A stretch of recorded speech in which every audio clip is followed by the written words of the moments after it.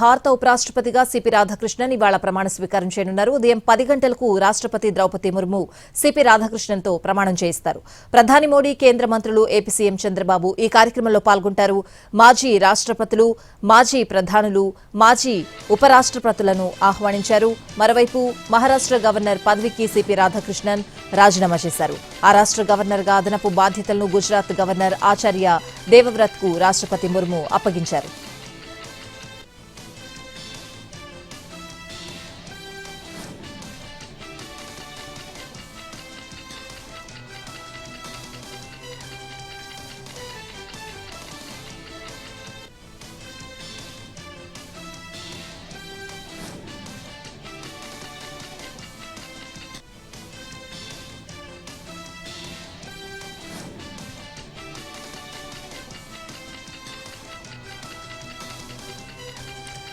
Liquor scam కేసులో 8 మంది నిందితులను ఇవాళ విజయవాడ ఏసీబీ కోర్టులో హాజరుపరచనున్నారు సిట్ అధికారులు. నిందితులకు రిమాండ్ పూర్తవడంతో ఇవాళ కోర్టులో హాజరుపరుస్తారు. మరోవైపు నిందితుల బెయిల్ పిటిషన్లపైన ఇవాళ ఏసీబీ కోర్టులో విచారణ జరగనుంది. మిథున్ రెడ్డి, చాణక్య, వెంకటేష్ల బెయిల్ పిటిషన్లపై వాదనలు విననుంది.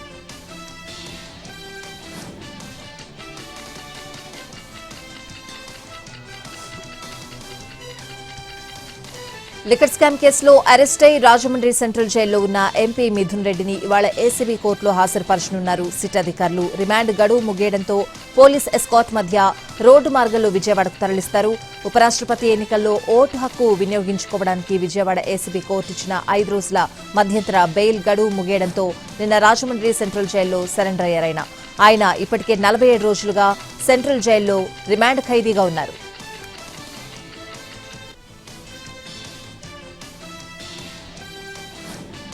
తెలంగాణ అసెంబ్లీలో డిస్క్వాలిఫై పిటిషన్పై ట్విస్ట్ ఏర్పడింది. పార్టీ మారిన ఎమ్మెల్యేలు స్పీకర్కు కౌంటర్ ఫైల్ చేశారు. తాము బీఆర్ఎస్లోనే ఉన్నామని స్పష్టం చేశారు 8 మంది ఎమ్మెల్యేలు. కాంగ్రెస్లో చేరలేదని క్లారిటీ ఇచ్చారు. నియోజకవర్గ అభివృద్ధి కోసమే సీఎం రేవంత్ రెడ్డిని కలిసినట్లు పార్టీ మారిన ఎమ్మెల్యేలు చెబుతున్నారు. బీఆర్ఎస్ ఐడియాలజీనే కొనసాగిస్తున్నామని స్పష్టం చేశారు.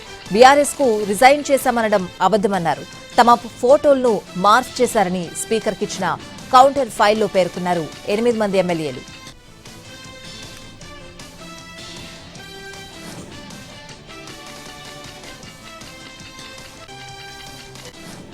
ఫిరాయింపులపై స్పీకర్ నిర్ణయానికి గడువు ఉండదా అని ప్రశ్నించారు బీజేపీ తెలంగాణ అధ్యక్షుడు రామచంద్రరావు.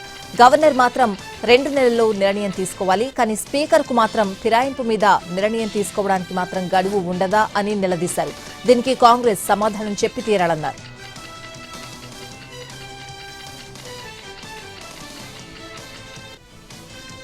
ఏడు సార్లు ఎన్నికల్లో పోటీ చేసిన తాను ఏనాడు హామీ ఇవ్వకపోయినా పనులు మాత్రం చేశానన్నారు మంత్రి జూపల్లి కృష్ణారావు. ఇందిరమ్మ ఇళ్లు మంజూరై నిర్మించుకోని వారి ఇళ్లు రద్దు చేయొద్దని అధికారులను ఆదేశించారు. లబ్ధిదారులకు బ్యాంకుల నుంచి రుణం ఇప్పించి ఇళ్లు నిర్మించుకునేలా చూడాలని ఆదిలాబాద్ జిల్లా అధికారులకు సూచించారు. ఎవరైనా లంచం అడిగితే ఫోన్ కాల్ లేదా మెసేజ్ చేయాలని ఓ నెంబర్ ఇచ్చారు మంత్రి జూపల్లి.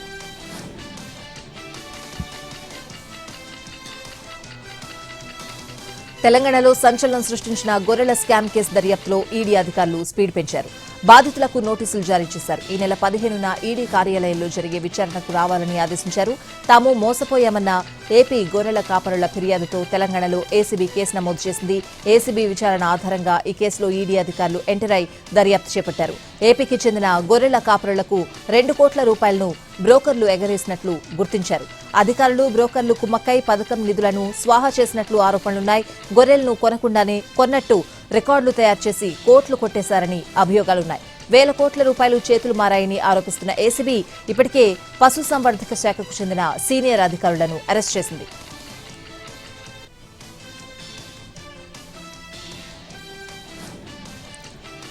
నిజామాబాద్ జిల్లా బోధన్లో మరోసారి ఉగ్ర మూలాలు బయటపడడం కలకలం రేపింది.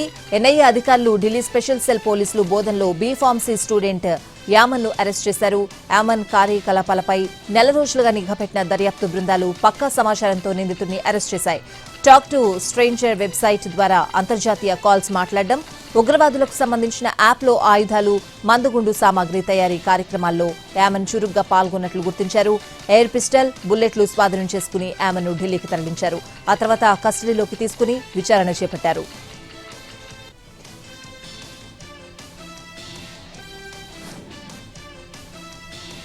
ఆదిలాబాద్ కలెక్టరేట్లోని ఏ సెక్షన్ వరండా ఒక్కసారిగా కుప్పకూలింది. ఏవో కార్యాలయం, ఇతర సెక్షన్లకు సంబంధించిన రూఫ్ సైతం కొంత నేలమట్టమైంది. ఆ సమయంలో ఎవరూ లేకపోవడంతో ప్రాణాపాయం తప్పింది.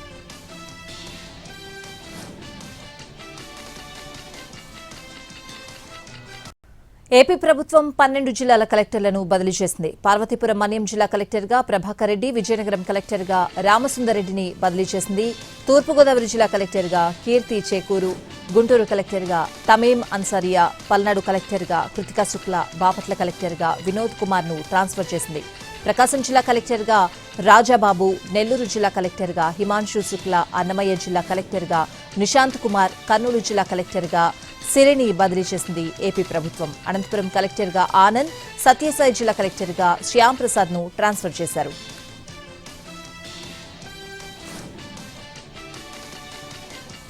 ఏపీలో కలకలం రేపిన తురకపాలెం మరణాల మిస్టరీ ఇవాళ రేపట్లో వేడనుంది. ప్రభుత్వం ఏర్పాటు చేసిన డెత్ ఎనాలిసిస్ టీం పూర్తి స్థాయిలో విచారణ చేస్తోంది. 1-2 రోజుల్లోనే మరణాలపై నివేదికను ప్రభుత్వానికి అందించనుంది. 5 నెలల్లో 29 మంది మృతి చెందడంతో వైద్య ఆరోగ్య శాఖ అధికారులు తురకపాలెంలో పర్యటించారు. గ్రామంలో అనుమానితుల బ్లడ్ శాంపిల్స్ సేకరించారు. మరణాలకు కారణం తెలుసుకునేందుకు డెత్ ఎనాలిసిస్ టీం కూడా దర్యాప్తు మొదలుపెట్టింది. డెత్ ఎనాలిసిస్ టీంలో జీజీహెచ్, ఎయిమ్స్, ఎస్పీఎస్ సభ్యులు ఉన్నారని వీరంతా మృతి చెందిన 29 మంది కేస్ షీట్స్ పరిశీలించారు. వారు ఎలాంటి అనారోగ్యానికి గురయ్యారు, ఎక్కడెక్కడ చికిత్స తీసుకున్నారు, ఎలాంటి వైద్య పరీక్షలు చేశారు, ఏ మెడిసిన్ వాడారో పూర్తి స్థాయిలో పరిశీలించారు. చనిపోయిన వారిలో ఎక్కువగా diabetic, hyper tension, chronic alcoholic సమస్యలు గుర్తించామన్నారు.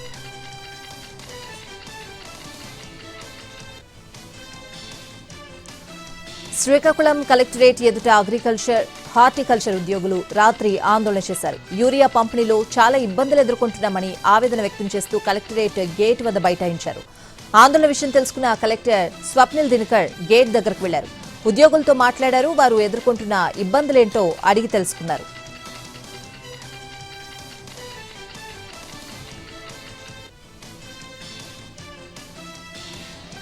ఏపీ లిక్కర్ కేసు విచారణను మరింత స్పీడప్ చేసింది సిట్. ఒకే రోజు హైదరాబాద్, విశాఖలో సోదాలు చేశారు సిట్ అధికారులు. హైదరాబాద్ లో నరెడ్డి సునీల్ రెడ్డికి చెందిన పలు కంపెనీల్లో 9 గంటల పాటు సోదాలు నిర్వహించారు. లిక్కర్ స్కామ్ డబ్బులు మళ్లించేందుకు పలు డొల్ల కంపెనీలను ఏర్పాటు చేసినట్లు సిట్ గుర్తించింది.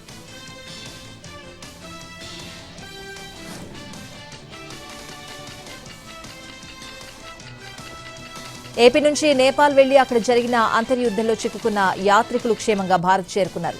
ప్రభుత్వం తీసుకున్న చొరవతో రాష్ట్రంలోని స్వస్థలాలకు చేరుకున్నారు. కడప, నంద్యాల, మదనపల్లి, తిరుపతి, విజయనగరం, విశాఖపట్నం, గుంటూరు, కర్నూలుకు చెందిన వారంతా క్షేమంగా వచ్చారు. ఎయిర్పోర్ట్లో వారికి ప్రజాప్రతినిధులు, అధికారులు, బంధుమిత్రులు స్వాగతం పలికారు.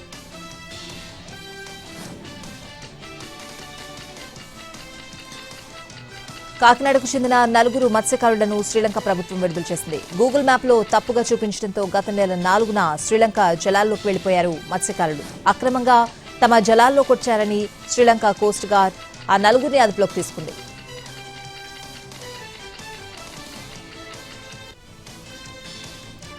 శ్రీకాకుళం జిల్లా రణస్థలం సంచాన్లో ఎమ్మెల్యే ఈశ్వర్రావు అనుచరులు వీరంగం సృష్టించినట్లు ఆరోపణలొస్తున్నాయి.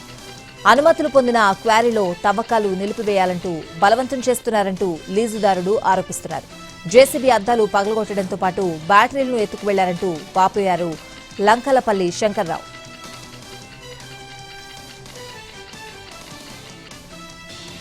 విజయవాడలో డయేరియా డేంజర్ బెల్స్ మోగిస్తోంది. రాజరాజేశ్వరిపేటలో డయేరియా కేసులు ఎక్కువగా వెలుగు చూశాయి. ఇంతవరకు 70 మందికి పైగా అనారోగ్యానికి గురయ్యారు. బాధితులకు ఆసుపత్రిలో చికిత్స కొనసాగుతోంది.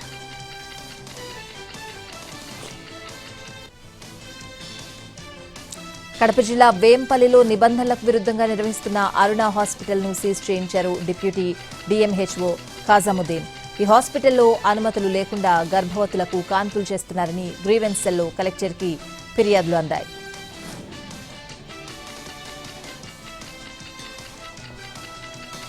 కర్నూలు జిల్లా పత్తికొండ మార్కెట్లో టమోటో ధరలు భారీగా పడిపోయాయి. కిలో ₹2 కూడా పలకకపోవడంతో రైతులు తీవ్ర ఆవేదన చెందుతున్నారు. టొమాటో జత బాక్స్ గరిష్టంగా ₹150 ఉండగా కనిష్ట ధర ₹50కు చేరింది.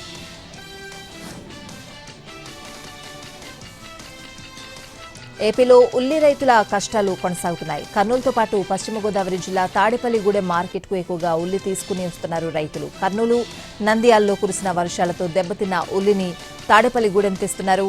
పంట కొనుగోలు చేయకపోవడంతో పాడైన ఉల్లిని రోడ్డు పక్కనే పోస్తున్నారు రైతులు.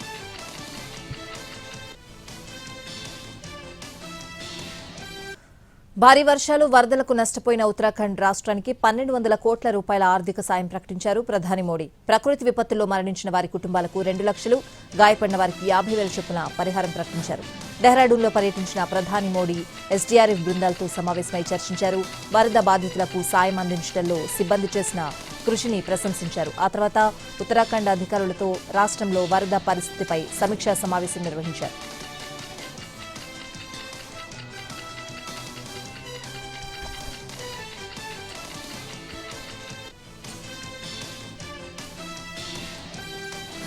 కాంగ్రెస్ అగ్రనేత రాహుల్ గాంధీ మరోసారి హాట్ కామెంట్స్ చేశారు. ఓట్ చోరీపై త్వరలో హైడ్రోజన్ బాంబ్ పేలబోతోందంటూ హింటిచ్చారు. మహారాష్ట్ర సహా పలు రాష్ట్రాల్లో ఓట్ చోరీ జరిగిందన్న రాహుల్ గాంధీ ఈ విషయంలో తాము స్పష్టమైన ఆధారాలు చూపించామన్నారు. ఇకపై డైనమిక్ ఎక్స్ప్లోజివ్ ఆధారాలు బయటపెడతామన్నారు. దేశం మొత్తం ఓట్ చోర్ గద్దీ చోర్ నినాదం నడుస్తోందన్నారు రాహుల్ గాంధీ. రాబోయే రోజుల్లో హైడ్రోజన్ బాంబ్ పేలబోతోందని అన్నారు.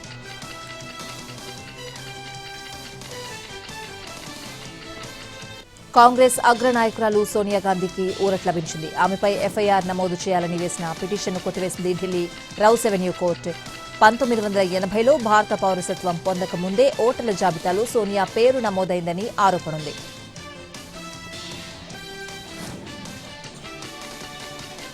ఛత్తీస్గఢ్ ఎన్కౌంటర్లో 10 మంది మావోయిస్టులు హతమయ్యారు. సుక్మా జిల్లా గరియాబంద్లో భద్రతా బలగాలు, మావోయిస్టులకు మధ్య కాల్పులు జరిగాయి.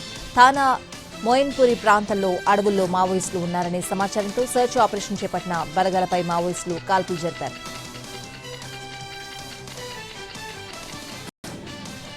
పాకిస్తాన్ దౌత్యవేత్త అమీర్ జుబేర్ సిద్దికీకి చెన్నైలోని ఎన్ఐఏ కోర్టు సమన్లు జారీ చేసింది. మనీ లాండరింగ్ కేసులో భాగంగా అక్టోబర్ 15న విచారణకు హాజరు కావాలని ఆదేశించింది.